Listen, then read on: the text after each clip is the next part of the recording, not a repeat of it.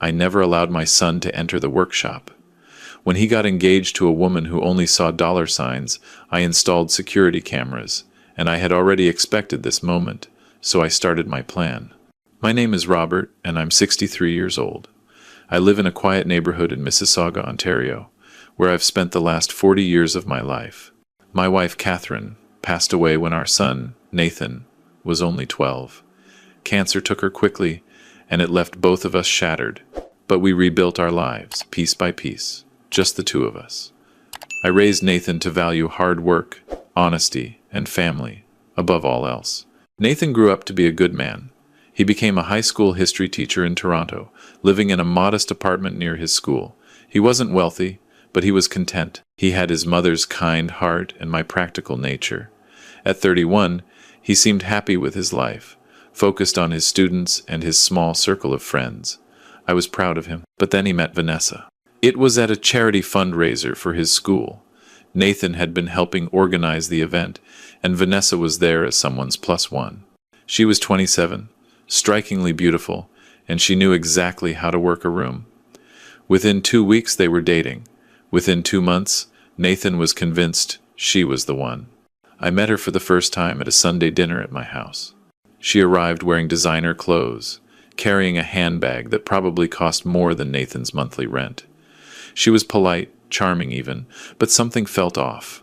The way her eyes scanned my home, calculating, assessing, the way she asked pointed questions about my work history, my property, my plans for retirement. Nathan lived in his own apartment downtown, a small one-bedroom place he'd rented for 5 years. He was independent, self-sufficient, and I was proud of that. But Vanessa seemed disappointed when she learned he didn't own property yet.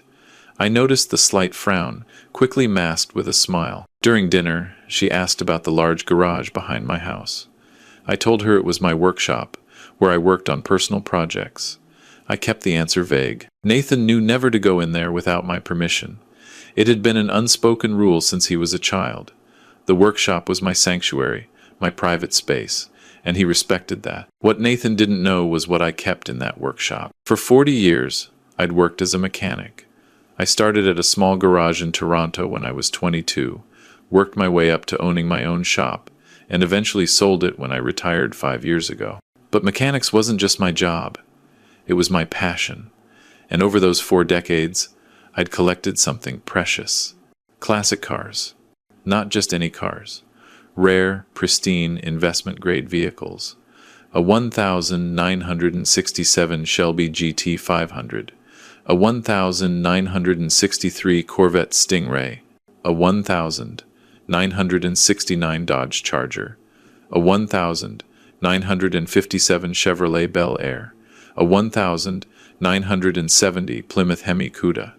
8 cars in total, each one meticulously restored by my own hands. Each one worth between $200,000 and $800,000. Combined, my collection was valued at approximately $3.2 million. I'd built this collection slowly, carefully. Every spare dollar I had went into finding these cars, buying them as wrecks, and restoring them to showroom condition. It took decades. Catherine knew about them, of course. She'd helped me research values, find parts, and plan the restorations. But after she died, I became even more protective of the collection. These cars weren't just investments. They were my legacy, my life's work, the physical manifestation of 40 years of skill, patience, and dedication. Nathan knew I worked on cars in the workshop, but he thought it was just my hobby, tinkering with old engines, fixing up regular vehicles. He had no idea about the collection. I'd planned to tell him eventually, when the time was right. When he was older, more settled, more prepared to understand the responsibility that came with such wealth. But Vanessa's arrival changed my timeline. I watched them over the following months. Nathan was head over heels. He'd never been in a serious relationship before, and Vanessa's attention intoxicated him. But I saw things he couldn't see. The way she'd steer conversations toward money, the way she'd accidentally find receipts or bank statements when visiting his apartment, the way she'd make comments about his modest lifestyle, with just enough concern to plant seeds of insecurity. I hired a private investigator. I know some people might find that extreme, but I needed to know who my son was getting involved with. The report came back 3 weeks later, and it confirmed my worst fears. Vanessa had been engaged twice before, both times to men significantly older and wealthier than her. Both engagements ended when she received substantial gifts or settlements. She had a pattern. She'd targeted a divorced real estate developer in Oakville, convinced him to buy her a condo, then broke off the engagement and kept the property. The second was a widowed restaurant owner in Burlington. She'd gotten him to add her to his business accounts before that relationship imploded. Nathan was her third target. But this time, she'd miscalculated. Nathan himself wasn't wealthy. I suspected she was betting on me, on whatever inheritance Nathan might receive. I didn't tell Nathan about the investigation. I knew he wouldn't believe me. He was in love, or at least he thought he was. Any criticism of Vanessa would only push him away and make him defensive. I'd seen it happen to other parents. So I waited, I watched, and I prepared. 6 months into their relationship, Nathan told me they were getting engaged. My heart sank, but I kept my expression neutral. I congratulated him, hugged him, and told him I was happy for him. What else could I do? The engagement party was at a venue in downtown Toronto. Vanessa had chosen it. Nathan looked uncomfortable when he told me the cost. $12,000 for an engagement party. For a high school teacher and his fiancée who worked part-time at a boutique, it was absurd. But Vanessa insisted. It was important for their image, she said. I offered to contribute. It was the expected thing to do, and I didn't want Nathan drowning in debt before the marriage even started. I wrote a check for $5,000. Vanessa accepted it with a smile that didn't reach her eyes. It wasn't enough for her. I could see the disappointment. At the party, she introduced me to her friends. They were a specific type, the kind of people who measured worth by brand names and Instagram followers. They asked what I did for a living. When I said I was a retired mechanic, I saw the flicker of disdain. One of them actually asked, "Oh, so just a regular mechanic? Not like a luxury car specialist?" I smiled and said yes, just a regular mechanic. Vanessa quickly changed the subject. The wedding planning was worse. Vanessa wanted everything extravagant. A venue that cost $60,000. Flowers that cost $18,000. A dress that cost $12,000. A photographer package for $15,000. The total budget ballooned to over $150,000. Nathan was stressed. I could see it eating at him. He'd taken out a loan. He was working summer school for extra money. He looked exhausted every time I saw him. But he wouldn't back down. Vanessa had convinced him that this was what successful couples did, that it was an investment in their future, that his love for her should be worth it. I contributed again, $30,000 toward the wedding. It hurt me to do it, knowing where the money was really going, but I couldn't watch my son destroy himself financially. Vanessa thanked me politely, then immediately started discussing the honeymoon.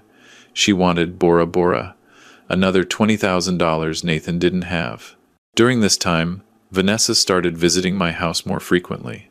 She'd come with Nathan for Sunday dinners, but she'd arrive early or stay late, always finding excuses to wander around. She'd ask questions about the house. How long had I owned it? Was the mortgage paid off? What was the property worth now? One Sunday, Nathan had to leave early for a staff meeting at school. Vanessa offered to stay and help me clean up. I agreed, curious about what she was planning. After Nathan left, she made her move.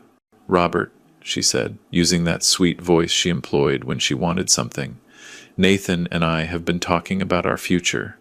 We're thinking about buying a house after the wedding. Something with space for kids, you know? But the housing market in Toronto is crazy." I nodded, washing dishes. "We were wondering," she continued, "have you thought about downsizing? This house is pretty big for just one person. You could sell it, move into a condo, and maybe help us with a down payment. You'd be giving Nathan his inheritance early, and you'd be making his life so much easier." There it was, the ask. I'd been waiting for it. I turned to face her, drying my hands on a towel. "I appreciate your concern, Vanessa, but I'm quite comfortable here. This is my home. Catherine and I built our life here. I'm not ready to leave." Her smile tightened. Of course, I understand. I just thought, family helps family, and Nathan's struggling so much with wedding costs. Nathan's an adult, I said calmly. He makes his own decisions.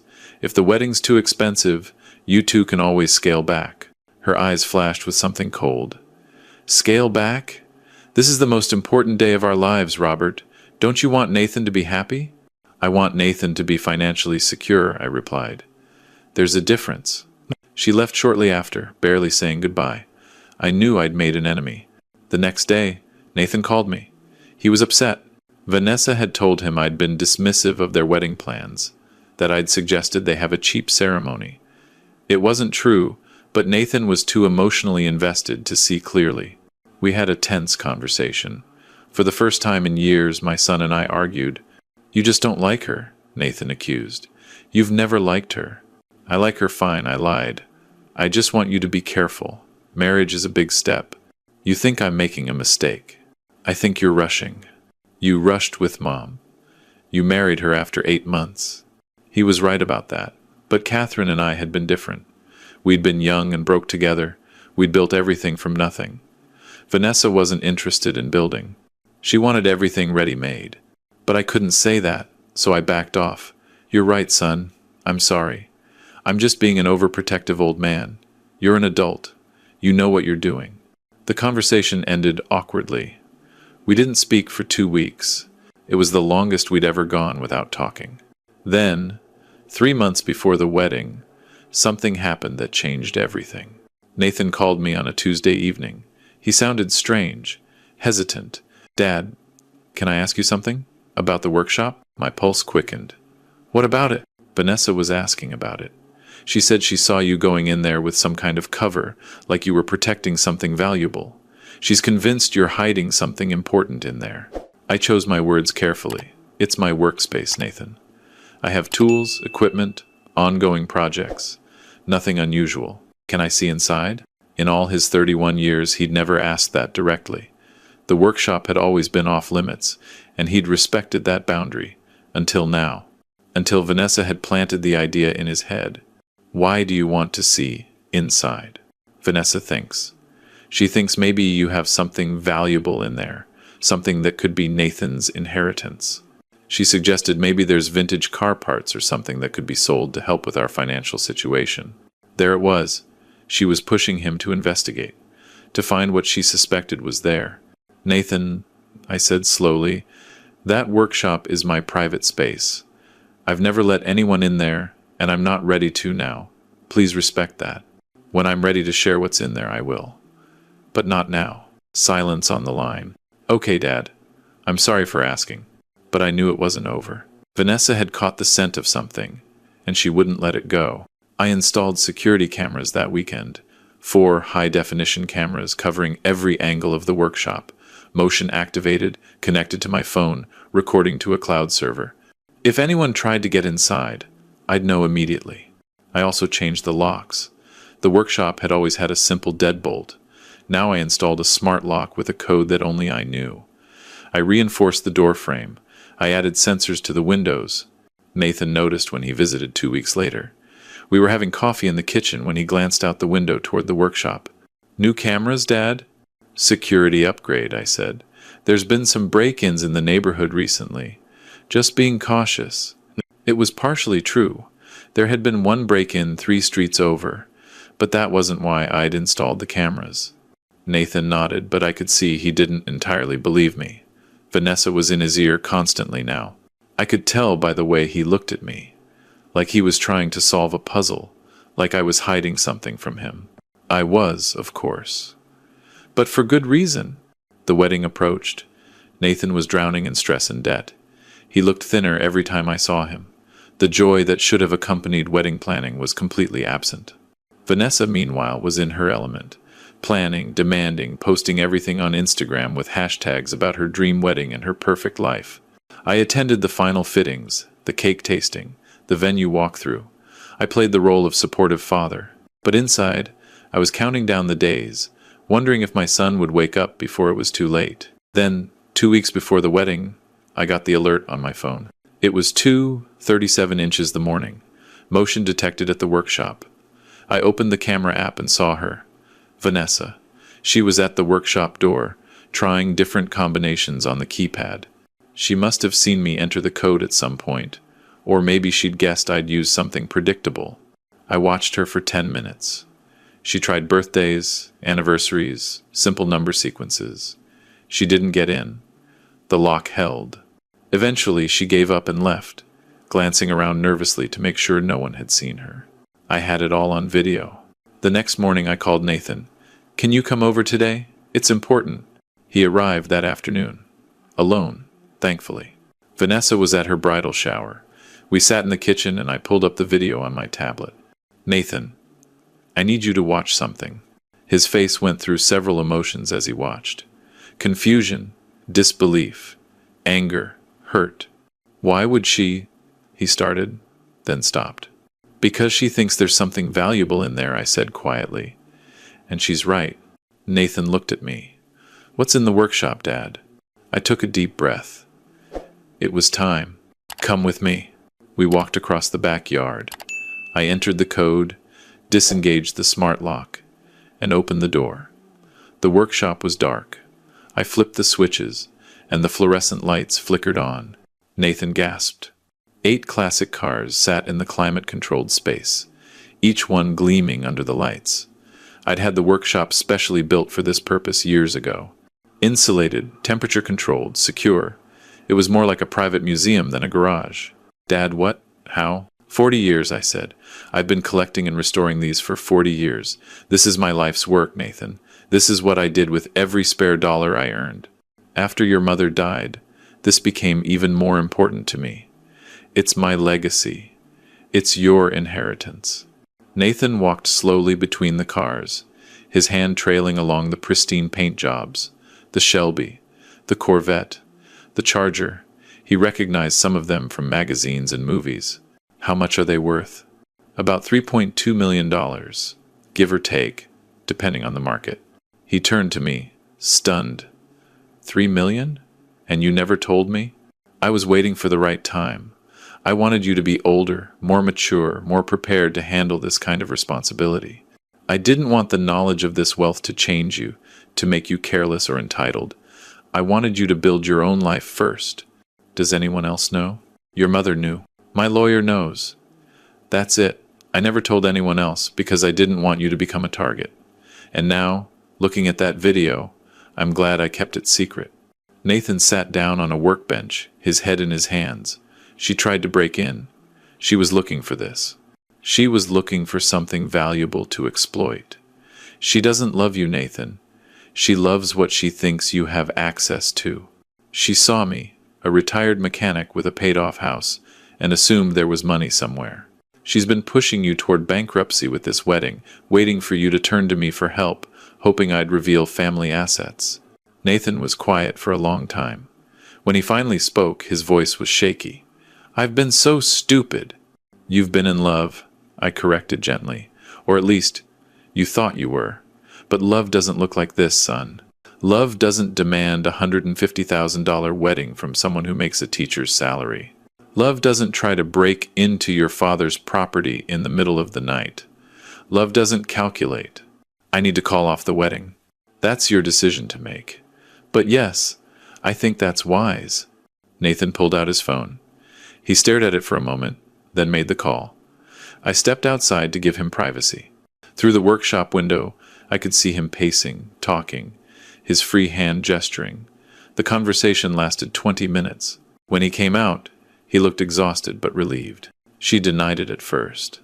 Then when I told her I'd seen the video, she got angry, said I was a disappointment, that she'd wasted 2 years on someone who could barely afford dinner. She actually said that, Dad. 2 years wasted. I put my arm around his shoulders. "I'm sorry, son, I know this hurts. She never loved me. The whole thing was a lie." We went back into the house. Nathan stayed for dinner. We talked for hours. About Vanessa, about the cars, about Catherine, about life. It was the longest conversation we'd had in years. Over the next few days, Nathan handled the aftermath. The wedding was canceled. Deposits were lost, but it was a fraction of what the full wedding would have cost. Vanessa moved out of his apartment immediately. She'd apparently had a key made without asking, and she'd been slowly moving her things in. Nathan changed his locks. Her true colors emerged fully in the following weeks. She posted on social media about being betrayed by Nathan's poverty. She told people he'd lied about his financial situation. She even tried to sue him for breach of promise, but her lawyer told her she had no case. The worst moment came when she showed up at my house. Nathan wasn't there. She pounded on my door on a Saturday morning. "I know what you have," she screamed through the door. "Nathan told me about the cars. You owe me. I wasted 2 years on him." I called the police. They escorted her away and issued a warning about trespassing. She never came back. Nathan spent the next month recovering. He threw himself into his teaching, spent time with friends he'd neglected during the relationship, and came over for Sunday dinners every week. Slowly, I watched him heal. 3 months after the canceled wedding, we had another conversation in the workshop. Nathan stood looking at the cars, and I could see he was thinking deeply. "Dad, what are you planning to do with all this? Eventually, it goes to you. That was always the plan. But I'm hoping to enjoy them for a while longer first." Nathan nodded. "I've been thinking about what happened, about Vanessa and the wedding and all of it, and I realized something. I was vulnerable because I didn't know about this. I thought I was just a regular guy with no prospects, nothing special. When someone like Vanessa paid attention to me, I felt lucky. I felt like I'd won something." "You are something special," I said. "With or without these cars. You're a good teacher. You're a good man. That's what matters." But I also wasn't prepared. You protected me from knowing about the money because you wanted me to build my own character first. I understand that now. But maybe the protection also made me naive. I didn't know how to spot someone like Vanessa because I'd never dealt with people who saw me as a target. He was right. It was the same insight that the comment on the original video had pointed out. My overprotection, my secrecy, had left him unprepared for manipulators. "You're absolutely right," I admitted. "I was so focused on protecting the money, I forgot to teach you how to protect yourself. I should have been more open with you, prepared you better. I'm sorry for that." Nathan shook his head. "Don't apologize. You did what you thought was right. But maybe we can do things differently going forward?" "What do you mean?" "Teach me about the cars, about investing, about managing wealth, about recognizing people who only want what you have. I want to be ready, not just for an inheritance someday, but for life, for relationships, for making good decisions." So that's what we did. Every weekend for the next year, Nathan came over. I taught him about car restoration, about the market for classic vehicles, about financial planning. We worked on the cars together. I taught him how I'd built the collection, how I'd learned to spot value, how I'd developed patience and discipline over decades.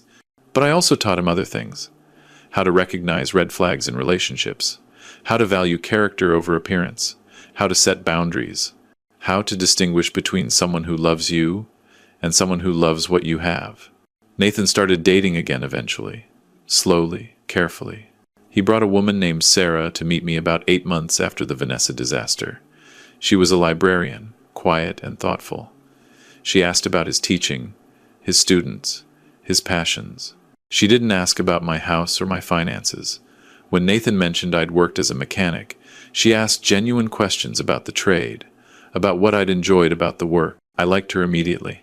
They've been together for 6 months now, and it's different. There's a lightness to Nathan that wasn't there with Vanessa. He's not stressed or anxious. He's genuinely happy. Sarah knows about the cars now. Nathan told her after 3 months of dating. Her reaction was perfect. She was amazed by the collection, impressed by the craftsmanship, but she didn't see dollar signs.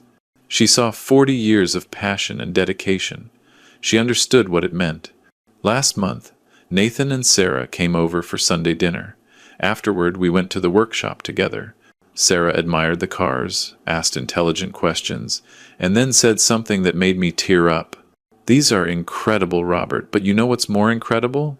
That you raised a son who loves teaching kids history more than he cares about owning $3 million in cars. That says everything about what kind of father you are." Nathan squeezed her hand and smiled at me. I realized in that moment that the real legacy wasn't the cars at all. It was the values I'd passed down. The importance of character, of work ethic, of choosing people for who they are rather than what they have. The cars will go to Nathan someday. Maybe he'll keep them, maybe he'll sell them, maybe he'll donate some to a museum. It doesn't matter. What matters is that he's learned the lessons he needed to learn. He's become the man I'd hoped he'd become. And he'd learned those lessons the hard way, unfortunately. Vanessa had been a painful teacher, but pain often teaches best. I never allowed my son to enter the workshop.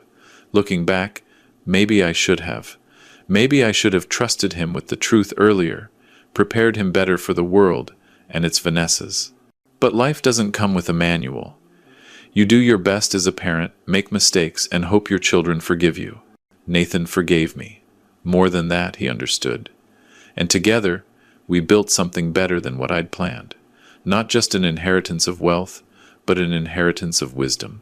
The workshop is no longer a secret between us. The cameras are still there, but now Nathan knows the code. He comes and goes as he pleases, often bringing Sarah to sit among the cars and talk about their future. They're planning a wedding for next spring. Small, intimate, meaningful. The budget is $15,000, and they're paying for it themselves. They don't want my money. They want my blessing. They have it, completely. Sometimes on Sunday evenings, the three of us sit in the workshop, drinking coffee and talking about life. The Shelby gleams under the lights. The Corvette's chrome reflects our faces. The Charger's engine, which I'm currently rebuilding with Nathan's help, sits partially disassembled on a workbench. These cars are worth millions. But sitting here with my son and the woman he truly loves, surrounded by the work of my lifetime, I realized the real treasure was never in the garage. It was in raising a son who could learn from his mistakes, who could recognize real love when he found it, who could appreciate legacy without being corrupted by it, who could understand that protecting someone isn't the same as preparing them, and that sometimes the best gift you can give is trust. Vanessa tried to steal from us. She tried to manipulate, to control, to take what we'd built. But in the end, she gave us something instead. She gave Nathan clarity. She gave us a second chance to communicate honestly. She gave me the opportunity to teach the lessons I should have taught years ago. I installed cameras and changed the locks to protect $3 million in cars. But what I was really protecting was something far more valuable. The relationship between a father and son, the integrity of family, the chance to build something real. And in the end, that's what we did. We built something real, something Vanessa could never touch, no matter how many locks she tried to break. The workshop door is still locked at night, the cameras still record, but now there are two people who know the code, father and son, partners in protecting not just a collection of cars, but a legacy of character that no gold digger could ever understand or steal. That's the story of how I almost lost my son to someone who saw him as a paycheck, and how 8 classic cars saved our relationship. Not because of their value, but because they forced us to have the conversations we should have had years ago. I never allowed my son to enter the workshop, until I did. And everything changed for the better.